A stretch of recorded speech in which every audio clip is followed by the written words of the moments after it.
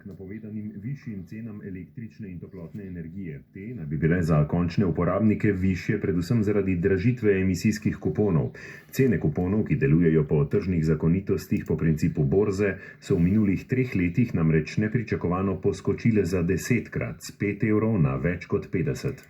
To je v finančne težave pahnilo ne le večjo industrijo, ampak tudi proizvajalce toplotne in električne energije. Predvsem pa termoelektrarno Šoštanj, od koder dobimo tretjino slovenske električne energije. TEŠ je v Šaleški dolini že predlagal zvišanje cen toplotne energije za kar 40%. Prispevek Metke Pirc. Ker je Evropa v želji zmanjševanja toplogrednih plinov izdala manj kuponov za onesnaževalce, je to njihovo ceno nepričakovano pahnilo v višave.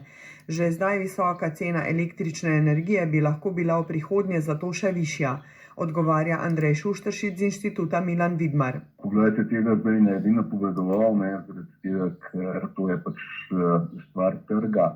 Verjetno pa, mislim, da z višanjem cene emisijskih kuponov se zvišujejo stroški proizvodnje električne energije in to seveda posredno s tem lahko tudi cene električne energije. Seveda gre pa zravno tudi za vprašanje, odkot ne bi ta električna energija prišla v primeru zaprtja, recimo termoelektrarne Šoštanj. A denar od kuponov ostaja v Sloveniji, steka se v podnebni sklad, kjer naj bi se po hitrih ocenah čez palec nabralo že za vsaj 200 milijonov evrov. Pri tem pa se zaplete strokovni svetnik Centra za energetsko učinkovitost na inštitutu Jožef Štefan Tomaž Fatur. Žal pri nas v Sloveniji ne funkcionira tako, kot bi moral funkcionirati, se pravi, da bi se ta sredstva porabljala potem dejansko za projekte, ki bi zmanjševala emisije toplogrednih plinov.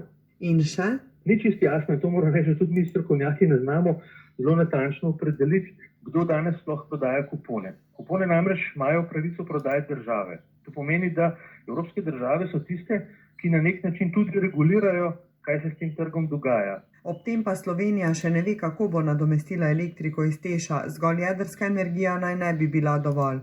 Strokovnjaki kot možen scenarij poleg odvisnosti od uvoza omenjajo redukcije električne energije. Ostajamo pri gospodarstvu, ki se boji morebitnega